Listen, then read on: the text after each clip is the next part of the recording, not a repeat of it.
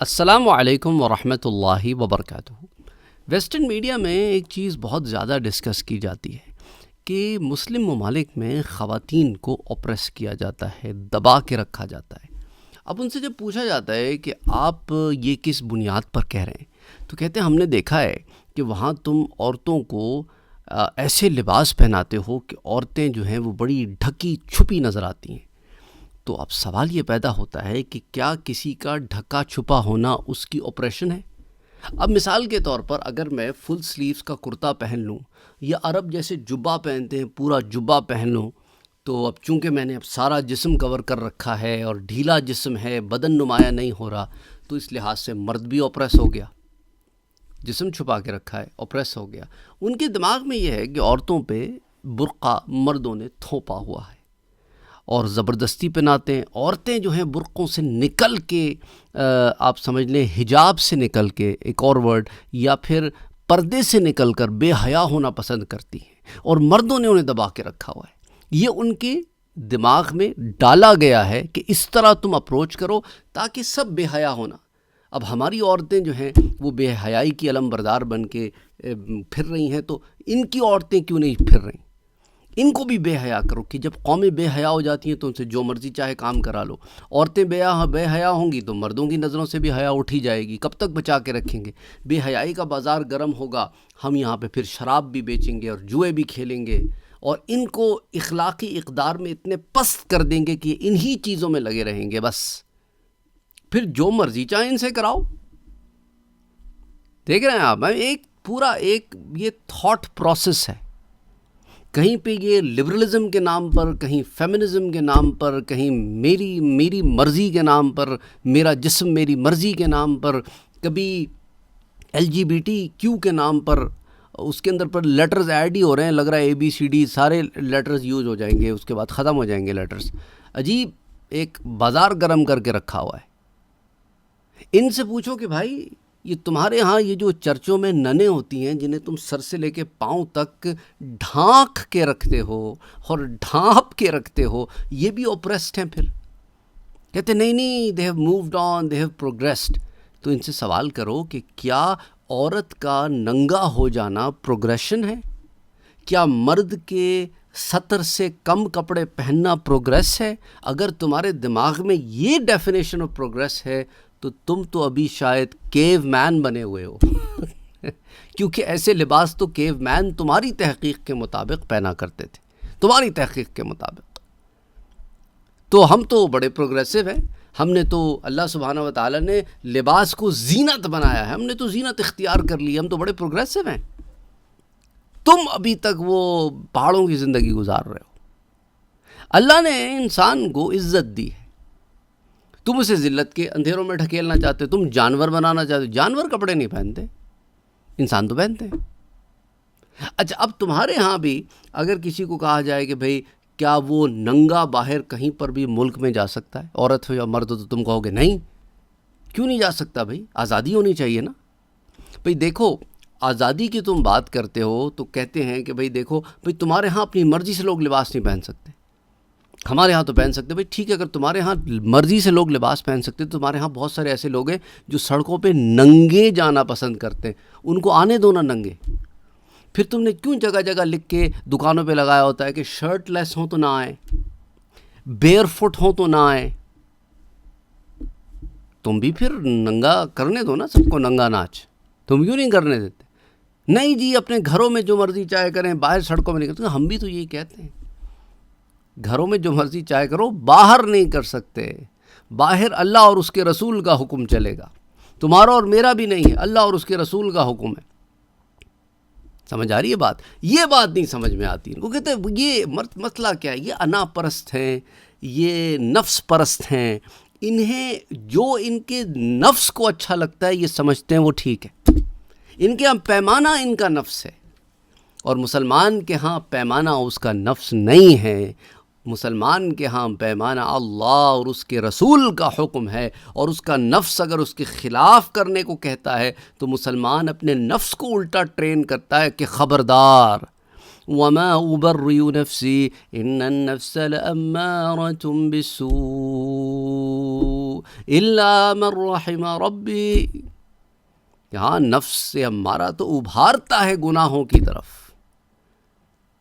اور اللہ جس پہ رحم کرے پھر اس کے نفس کو سدھار دیتا ہے، اور جب سدھار دیتا ہے تو لوامہ میں داخل کر دیتا ہے، اور پھر مطمئنہ کی طرف رائج کرتا ہے، اور پھر مطمئنہ میں داخل کر کے پھر اسے قرار بھی، استقامت بھی اللہ دیتا ہے کہ اہدنا الصراط المستقیم صراط الذین انعمت علیہم غیر المغضوب علیہم ولا الضالین۔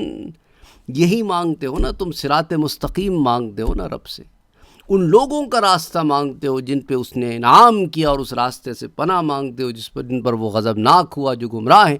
یہ لوگ غضبناکی اور گمراہی میں خوش ہیں، وجہ کیا ہے؟ یہ نفس کی اتباع کر رہے ہیں، یہ مغضوب علیہم ہیں پر انہیں خبر کوئی نہیں ہے، یہ ضالین ہیں پر انہیں خبر کوئی نہیں ہے، یہ گمراہ ہیں، ان پہ اللہ کا قہر و غضب ہے، پر یہ سمجھ رہے ہیں کہ یہ ٹھیک ہیں، اور چاہتے ہیں تم بھی ویسے ہو جاؤ، لیکن تم ویسے نہ ہونا، تم وہ کرنا جو تمہیں اللہ اور اس کے رسول نے حکم دیا ہے۔ اللہ اور اس کے رسول نے مردوں پر تو عورتوں سے بھی زیادہ شدید پہرا ہے، اگر غور کرو تو مردوں پر تو عورتوں سے بھی زیادہ شدید پہرا ہے۔ نگاہیں نیچی کرو، مرد کا نفس بڑا کمزور ہوتا ہے، اللہ سبحانہ و تعالی نے قوانین بنائے تو دونوں طرف بنائے، ایسا نہ کہا کہ عورتیں جو مرضی چاہے پہن کے پھرتے رہو، مردوں تم نگاہ نیچے رکھو، کہا عورتوں سے تم اپنی طرف سے کام کرو، مردوں سے کہا تم اپنا کام کرو، تم اپنا کام کرو، تم اپنا کام کرو، تب اپنے اپنے کام کریں، ماحول ٹھیک رہے گا۔ اللہ یہ کہ کوئی نفس کے شکار ہو کے گناہ کر بیٹھے تو قلیل ایسے تھوڑے سے لوگ ہوں گے، ایسے ہینڈ فل آف دم۔ تو اگر پروگریشن ننگے پن کا نام ہے تو پھر تو بے وقوفی ہے، ماڈرنائزیشن اگر ننگے پن کا نام ہے تو یہ ڈیفینیشنز ہی غلط ہیں۔ مسلمان جو ہے وہ پیک پر تھے، عروج پر تھے، کیا ننگے ہو گئے تھے اس وقت؟ نہیں، علم و حکمت و دانش استعمال کرتے تھے، پروگریسو تھے عقلی اعتبار سے، لباسی اعتبار سے نہیں، لباسی اعتبار سے ننگے ہونے کو لباسی اعتبار سے پروگریسو تھے کہ نئے نئے مٹیریلز کا ایجاد کرنا، نئے نئے چیزوں کا ایجاد کرنا، نئی نئی چیزوں کا پہننا، لیکن اللہ اور اس کے رسول کے بنائے ہوئے حدودوں کے اندر۔ مسلمان پروگریسو ہے، اس لیے دیکھیں نا قرآن میں اللہ نے کتنے سائنٹیفک باتیں کی ہیں، کتنی ایسٹرونومیکل باتیں کی ہیں، کتنی ایسی باتیں کی ان کا تعلق میٹلرجی سے ہے، میڈیکل سائنس سے ہے، فزکس سے ہے، کیمسٹری سے ہے، بایولوجی سے ہے، انیٹمی سے ہے، مختلف فیلڈز آف سائنس سے، لبرل آرٹ سے ہے، سوشیولوجی سے ہے، سائیکالوجی سے ہے، فلسفی سے ہے، تمام لنگوسٹکس سے ہے، علم اللسانیات۔ تو ان تمام معاملات کو اللہ نے قرآن میں بتایا ہے، لیکن وہی ہے پھر یہ بھی کہا کہ کیا تم سوچتے نہیں ہو؟ افلا ينظرون الى الابل كيف خلقت والى السماء كيف رفعت والى الجبال كيف نصبت والى الارض كيف سطحت فذكر انما انت مذكر لست عليهم بمسيطر۔ اللہ نے تو کہا ہے کہ ریسرچ کرو، تم نے اونٹوں کو نہیں دیکھا کہ عجیب بنائے ہیں اللہ نے، تحقیق نہیں کی تم نے اونٹوں پہ؟ افلا ينظرون الى الابل كيف خلقت، تم نے آسمانوں کی طرف نہیں دیکھا کہ اللہ نے کیسے انہیں کھڑا کیا ہے؟ کیا تم نے پہاڑوں کی طرف نظر نہیں کی کہ کیسے میخیں ڈال کے گاڑ دیے؟ ریسرچ کرو یار، جیوسفیئر پہ ریسرچ کرو، یہ جو جیومیٹری ہے یہ کیا ہے؟ یہ زمین سے متعلق چیزیں ہیں نا، جیو فزکس میں کام کرو، جیولوجی میں کام کرو، زمین کے معدنیات پر کام کرو، یہ جو میخیں گاڑ کے پہاڑ رکھ دیے ان کی تحقیق کرو۔ وَإِلَى الْأَرْضِ كَيْفَ سُطِحَتْ، زمین کو کیسے تمہارے لیے بچھونا بنا دیا کہ تم اس میں ڈویل کر سکو، رہ سکو، تو تم فگر آؤٹ کرو the underlying details, how you will gonna survive on the face of the planet earth, کیسے رہو گے یہاں پر۔ تو اب یہ جو ایک عجیب سی ڈیفینیشن سے بیان کرتے ہیں، یہ چاہتے ہیں کہ سب ننگ، ان کو جواب دینے کی ضرورت ہے، اس کے لیے انہیں ان کی ڈیفینیشنز کے اندر پکڑنا ضروری ہے کہ تم نے بھی تو قوانین بنا کے حدود قائم کیے ہیں، اور ہم نے اللہ اور اس کے رسول کے حدود قائم کیے ہیں۔ تمہارے قوانین تو آج ہیں، کل امینڈمنٹ ہو کے چینج ہو سکتے ہیں. ہمارے قوانین اللہ اور اس کے رسول کے بنائے ہوئے قوانین ہیں، وہ قیامت تک نہیں بدل سکتے الا یہ کہ انسان خود اپنے لیے گمراہی کا راستہ اختیار کرے اور سب گرتوں سے گرتا ہو جائے.